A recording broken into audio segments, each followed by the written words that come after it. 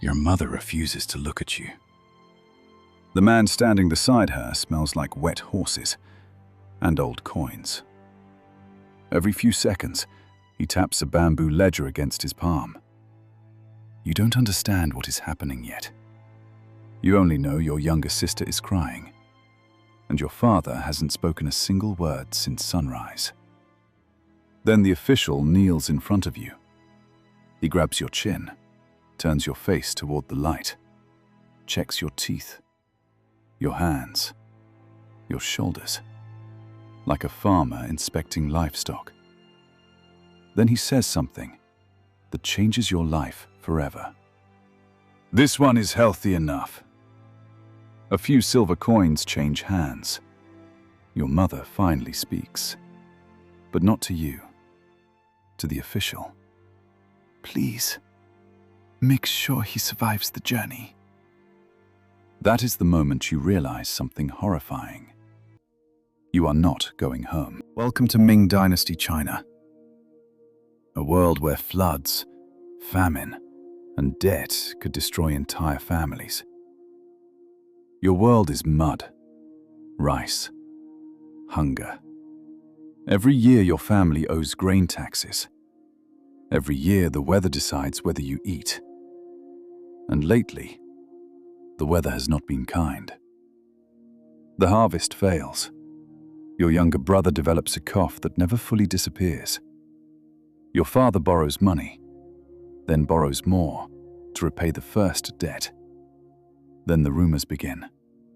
Imperial recruiters are traveling through poor villages. The emperor needs servants, healthy boys. Your father spends weeks pretending he would never consider it. Then one night, you hear your parents arguing through the paper walls. Your mother cries, and your father says something you will remember for the rest of your life. If one child leaves, the others may live. That night, nobody in your house sleeps. Your younger sister quietly pretends to be asleep. Your mother sits beside the cold stove staring at dying embers. And your father cannot look you in the eyes. Outside, rainwater drips from the roof in slow rhythm. Drip, drip. You suddenly realize this is the last night you will ever spend inside this house. The last time you will smell the rice straw sleeping mat. The last time you will hear your mother's breathing nearby. The last time your life still belongs to you.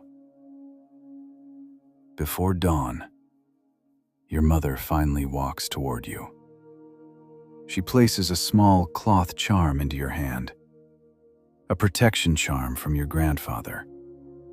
Then she whispers something so quietly you almost cannot hear it. Forgive us. You travel north with dozens of other boys. Some cry constantly. Some stop speaking entirely. One boy tries to run away during the second night. The guards catch him before dawn. Nobody sees him again. Then, you finally see the Imperial capital. Walls taller than forests.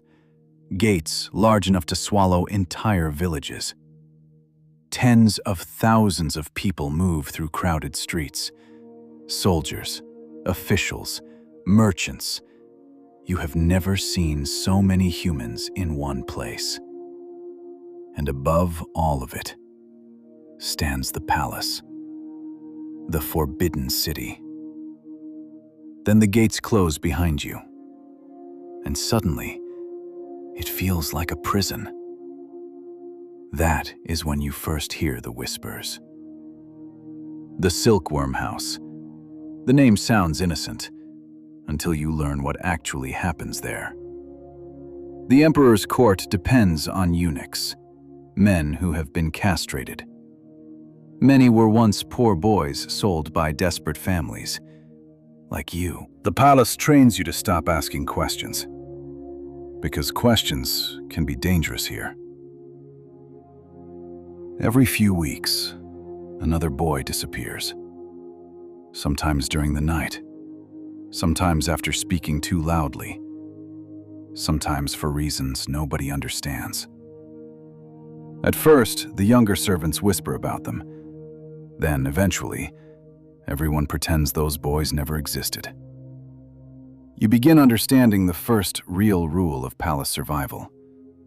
Visibility is dangerous. Inside the Forbidden City, the safest person is often the one nobody notices. At first, the Forbidden City feels unreal. Golden rooftops stretch farther than your eyes can follow. Servants move like rivers through endless courtyards. Every wall is painted with dragons. You spend your first weeks carrying water, cleaning floors, lowering your eyes whenever nobles pass. Then you begin noticing something strange. Many servants walk with fear hidden behind their smiles. Others move with terrifying confidence. Inside the palace, information is power. You learn which officials hate each other, which guards accept bribes, which princes dream about the throne. Without realizing it, you are already becoming someone new. Eventually, they come for you. You try to run, but there is nowhere to run inside the Forbidden City. The procedure is fast, brutal, humiliating. You bite through part of your lip, trying not to scream. For several days, you genuinely believe you are dying. Fever, pain, blood. Around you, other boys cry for their mothers. Some never wake up. But somehow, you survive. And survival changes something inside you. Because once the worst thing imaginable has already happened, fear loses part of its power. You begin watching people carefully, learning, listening. The frightened village boy slowly disappears. In his place grows someone colder, more careful, more ambitious. As the years pass, you begin seeing the palace for what it truly is. Not just a home for emperors, but a machine. A machine powered by fear. Every servant bows lower than necessary. Every official measures each word carefully.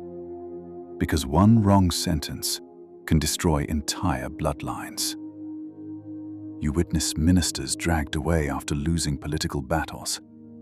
Servants beaten for tiny mistakes. Families erased from records. And slowly, you stop reacting emotionally. Not because you are cruel, because the palace rewards emotional numbness. Years begin passing inside the palace, and slowly, you stop feeling like a child. You learn how power truly works, not through kindness, not through honor, through survival. You learn languages, military logistics, court rituals, how to speak carefully around dangerous men. One mistake inside the Forbidden City can erase an entire family. And for the first time in your life, you begin understanding the scale of the empire around you. Millions of people, thousands of officials, an emperor treated almost like a living god. The frightened peasant boy from the flooded village is disappearing, and the palace is replacing him with something harder. Then history gives you an impossible opportunity. A prince named Zhu Di notices you. Your intelligence, your calmness, your ability to survive. Then civil war erupts. Zhu Di seizes the throne.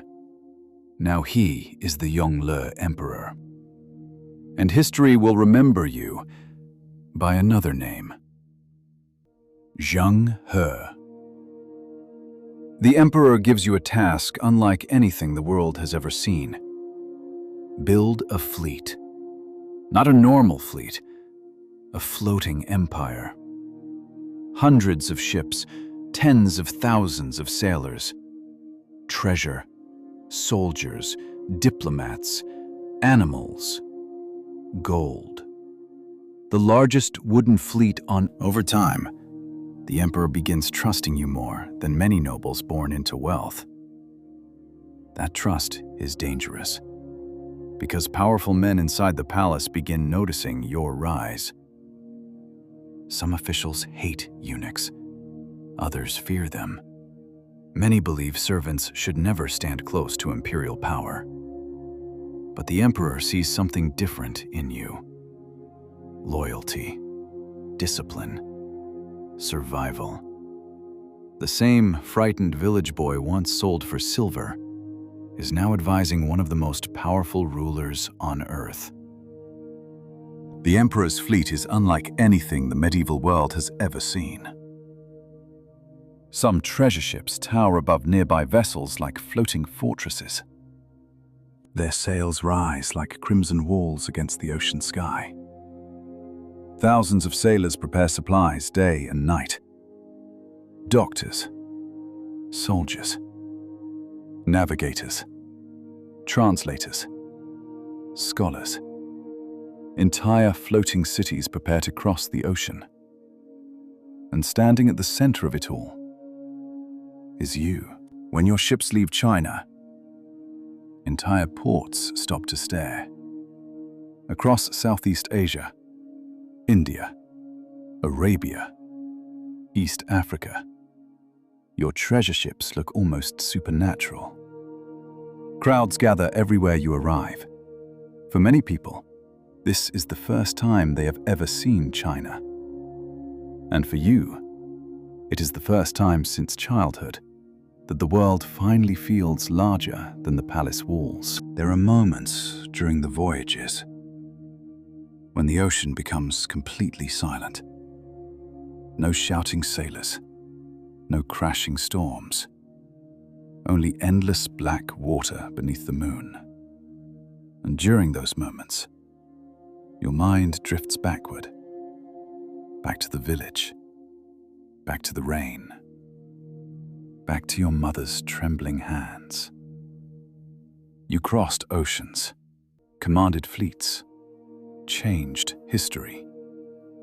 Yet part of you never truly left that small, broken house. Despite your success, there is one thing you can never escape. The palace took your future. You will never have children, never build a family line, never return to the life your parents once imagined for you. Every triumph inside the emperor's service came with a price paid years earlier inside the silkworm house. And maybe the strangest part of all this is that your parents were probably not evil, just desperate. History often imagines cruelty as monsters doing terrible things, but most historical horror came from ordinary people trapped inside impossible systems. The boy sold to the emperor survived, but survival changed him forever.